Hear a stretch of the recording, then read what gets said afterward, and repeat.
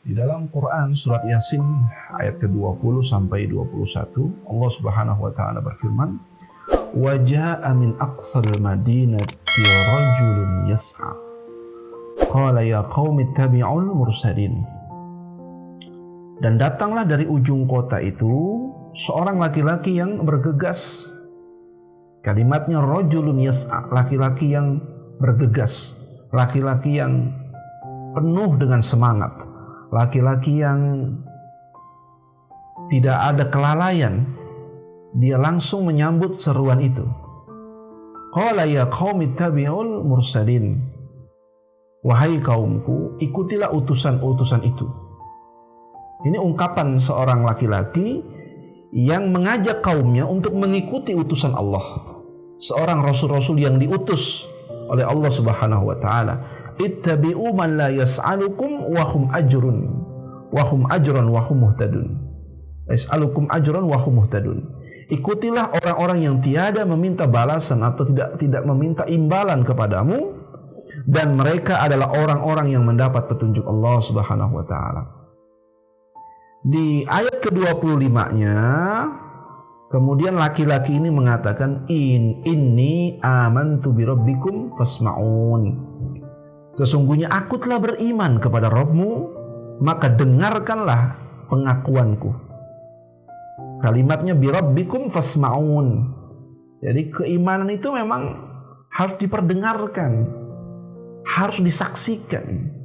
Harus ada orang yang mendengar bahasa keimanan kita berdasarkan Quran surat Yasin ayat ke-25 ini.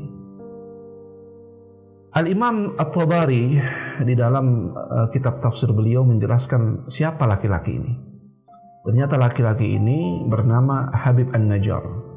Bukan Habib Rizik ya, bukan. Habib An-Najjar. Habib An-Najjar itu adalah laki-laki yang pada saat itu datang utusan-utusan Nabi Isa alaihi salatu wassalam. Ya, utusan Nabi Isa. Yang dia berdakwah di sebuah negeri yang bernama At-Taqiyah. Pada saat itu, salah satu kelebihan murid-muridnya Nabi Isa waktu itu, atau sahabat-sahabatnya Nabi Isa waktu itu adalah bisa menyembuhkan orang sakit.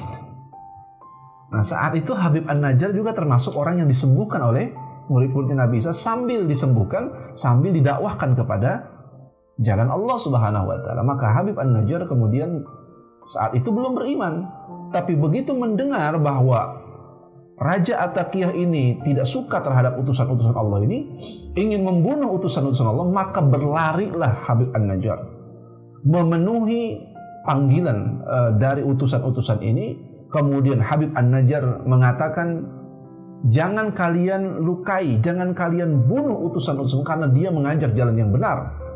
Inni amantu bi rabbikum fasma'un. Sesungguhnya saya telah beriman kepada Allah, maka dengarkanlah keimananku. Ini luar biasa Habib An-Najjar.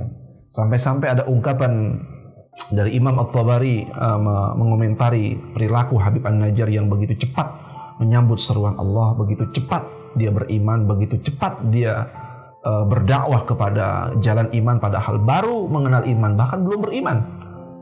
Dia sudah tertarik dengan yang dibawa oleh utusan Allah, maka dia langsung dikatakan oleh Imam At-Tabari, ketika dia dibunuh, dipancunglah Habib An-Najjar ini oleh raja tadi, raja yang bengis, raja yang lalim tadi.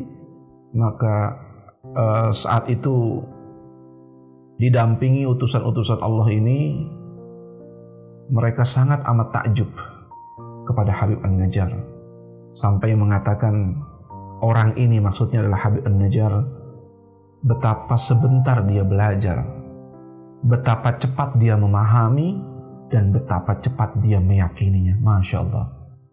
Jarang sekali kemudian di antara kita begitu menyatakan iman kepada Allah, langsung menyampaikan dakwah. Langsung dia ajak semua orang-orang yang dia kenal. Langsung dia ajak orang-orang teman-teman dekatnya untuk hijrah di jalan Allah. Maka pelajaran dari Habib An-Najjar ini, kata para utusan Allah itu, dia mengatakan bahwa orang ini belajarnya sebentar, maksudnya dia belajar agama sebentar. Tapi sangat cepat dia memahami. dan betapa cepat pula dia meyakininya. Ini jarang kita jumpai laki-laki seperti ini hari ini. Kadang-kadang sudah belajar agama tahunan, melanggarnya lebih banyak daripada ngajinya. Itu menandakan dia tidak paham. Tapi perhatikan Habib An-Najjar, belajarnya sebentar tapi langsung dia paham. Bukti kefahaman seseorang itu dia yakin terhadap apa yang dia pelajari gitu. Jangan belajar ngaji bertahun-tahun tapi kemudian amalnya segitu-segitu aja. Tidak ada peningkatan amal, tidak ada peningkatan kualitas imannya. Bahkan yang ada semakin mundur, semakin futur. Senang cari temannya teman-teman yang bobrok, teman-teman yang akhlaknya buruk. Ini akan beresiko terhadap iman dan akidah Anda. Sudah tahu Anda mau hijrah, tapi kemudian yang Anda cari teman-teman yang tidak mengangkat posisi iman Anda. Harusnya kalau Anda orang yang benar, yang beriman kepada Allah dengan baik, begitu beriman kepada Allah dan langsung mengerti dan memahami bahwa tuntutan dari iman itu apa. Dan kita harus punya teman pada teman-teman yang memang akan mendukung kita untuk mencapai tujuan iman itu sendiri. Itu kunci keberhasilan seseorang yang hijrah dengan baik. Maka dari situlah sahabat muslim sekalian, kita ambil pelajaran dari kisahnya Habib An-Najjar ini. Yang pertama. Yang kedua, di dalam Quran surat Al-Qasas ayat 28 ayat 20. Allah Subhanahu wa taala berfirman, "Wa ja'a rajulun min aqsal madinati yas'a." Kalimatnya hampir mirip. "Wa ja'a rajulun min aqsal madinati yas'a." Dan datang seorang laki-laki dari ujung kota itu bergegas seraya berkata, "Wahai Musa." Ya.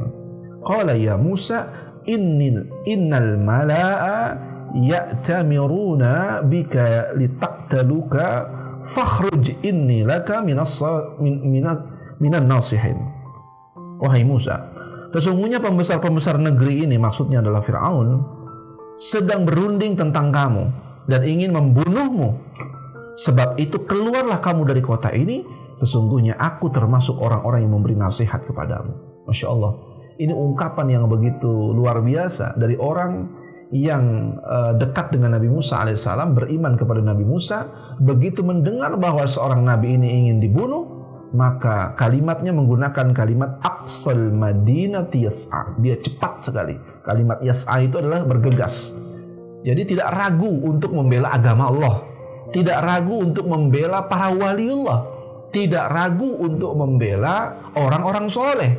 Bukan kemudian orang-orang soleh, waliullah, bahkan para ulama justru dikriminalisasi, bukan. Justru dia tidak suka kalau ada orang soleh di jalan Allah kemudian diperlakukan tidak baik. Maka kemudian dia bergegas cepat untuk menyelamatkan orang soleh tersebut, yaitu Nabi Musa alaihissalatu wassalam. Ini yang kedua. Jadi kecepatannya di dalam melakukan kebaikan. Yang ketiga, sampai-sampai di dalam Quran surat Al-Mu'min, surat Ghafir ayat 32, Allah Subhanahu wa taala berfirman, "Wa ya qaumi inni akhafu 'alaikum yaumat tanadi." Wahai kaumku, sesungguhnya aku khawatir terhadapmu akan siksaan hari pada saat panggil memanggil. Wa qala alladziina aamanu ya qaumi ittabi'uni ahdikum sabila rusydi. Orang-orang beriman itu berkata, wahai kaumku, ikutilah aku akan menunjukkan kepadamu jalan yang benar. Wa ya qaumi inni akhafu. Ini adalah cerita tentang keluarga besar Fir'aun. Jadi keluarga besar Fir'aun itu ternyata beriman kepada Nabi Musa alaihissalam. Kemudian dia berkata, wahai kaumku, sesungguhnya inni akhafu, saya takut. Saya takut kepada kalian terhadap akan siksa pada hari di saat panggil memanggil, saling meminta tolong. Maksudnya adalah yaumul qiyamah nanti, yaumul hisab. Ini juga luar biasa. Dia berada di sebuah lingkungan yang kotor, sebuah kerajaan dengan semua kemegahan, kesenangan, tetapi hatinya tetap terpaut kepada Allah Subhanahu wa taala. Begitu ada perintah untuk menyampaikan risalah Allah kepada kaumnya, maka dia tetap menyampaikannya tanpa pernah gentar, tanpa pernah mundur. 3 ayat yang kita ulas pada kesempatan kali ini mudah-mudahan memberikan ibrah dan pelajaran bahwa kalau imanmu benar, kalau imanmu bersih pada Allah, maka kita akan sangat cepat merespon seruan Allah, yang pertama. Yang kedua, kita pun akan cepat untuk memahami ayat-ayat Allah. Yang ketiga, kita akan sangat cepat untuk bergegas menuju jalan dakwah. Karena jalan dakwah adalah jalan yang panjang, tidak berujung, tetapi jalan dakwah adalah jalan kebaikan untuk orang-orang beriman. Kalau kita ingin berkah hidup kita, maka jalan dakwah harus dipilih sebagai jalan yang utama. Allahu a'lam bishawab. Kurang lebihnya mohon maaf. Assalamualaikum warahmatullahi wabarakatuh. خذ بقلبي من رشادي